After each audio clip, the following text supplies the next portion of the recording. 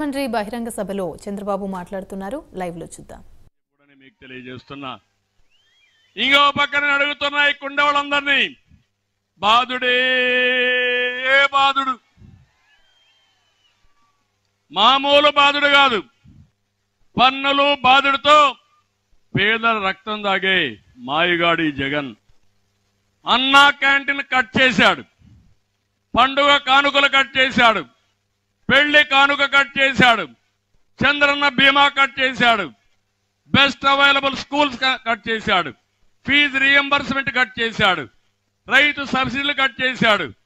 ఒకటి రెండు కాదు, 100 కార్యక్రమాలు నేను ఇచ్చాటన్ని కట్ చేసి ఈరోజు ఏకంగా మీరు చూస్తే పేదవాళ్ల ద్రోహిగా మిగిలిపోయే పరిస్థితికి వచ్చాడు. ఇప్పుడు మాట్లాడుతున్నాడు నవరత్నాలని. జగన్ అవునా కాదా అంటే బ్రాండ్ మాత్రం జగన్ బ్రాండ్లన్నీ వచ్చే బూమ్ బూమ్ అంట, ప్రెసిడెంట్ మెడల్ అంట, స్పెషల్ స్టేటస్ అంట. నాకే అర్థం కాల ఈయన ఇంత ఇన్నోవేషన్ ఎట్లా వచ్చిందో. సావు తెలివి, ఇలాంటి అడ్డదారిలో మాత్రం బ్రహ్మాండమైన తెలివైన వాడు. ఇంకో పక్క మీరు చూస్తే పన్నులు పెంచారు, పెట్రోల్ ధరలు పెంచారు, ఆర్టీసీ రేట్లు పెంచారు, నిత్యావసర వస్తువుల ధరలు ఆకాశాన్ని అంటున్నాయి. అవునా లేదా అమ్మా? బియ్యం పెరిగింది, పప్పు పెరిగింది, కూరగాయలు పెరిగాయి, చక్కెర పెరిగింది. పెరిగింది ఏమైనా ఉందమ్మా? చింతపండు పెరిగిపోయింది.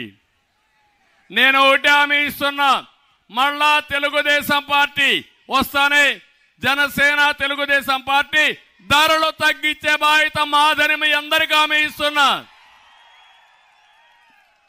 ఈ దుర్మార్గుడిచ్చే 10 రూపాయలు ఇచ్చి 100 రూపాయలు దోచుకున్న విధానం 5 సంవత్సరాల్లో కనీసం 6 నుంచి 7 లక్షల రూపాయలు ఒక కుటుంబం నష్టపోయారు.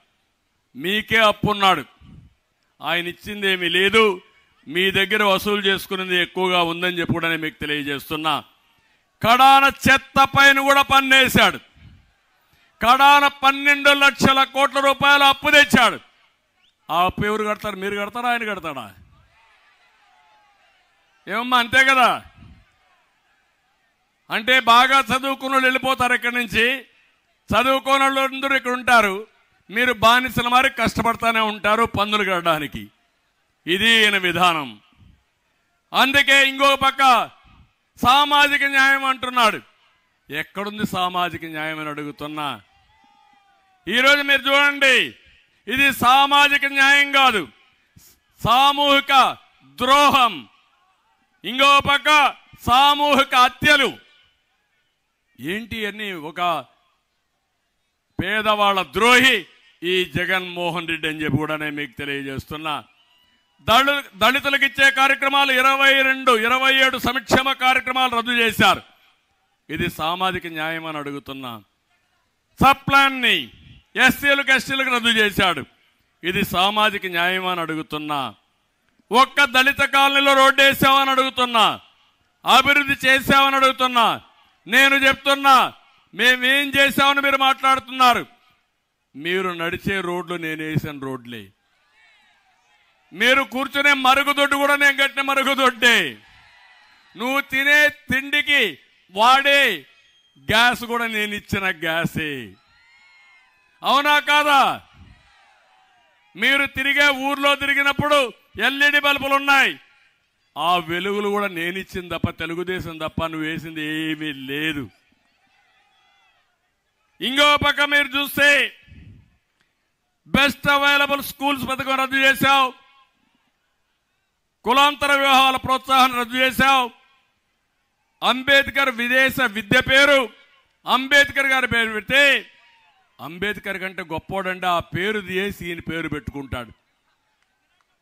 అంటే ఏ విధంగా అంబేద్కర్ను కూడా అవమానం చేసే విధంగా ఆయన పేరు తీసేశాడంటే ఇది చాలా దుర్మార్గం అని చెప్పి కూడా నేను మీకు తెలియజేస్తున్నా.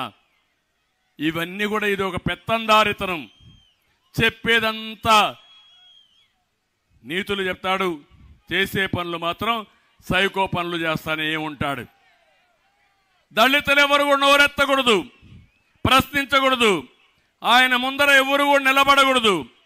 ఎవరైనా దళిత స్వరం వినిపిస్తే వారు గొంతు నొక్కేస్తాడు, లేకపోతే చంపేస్తాడు.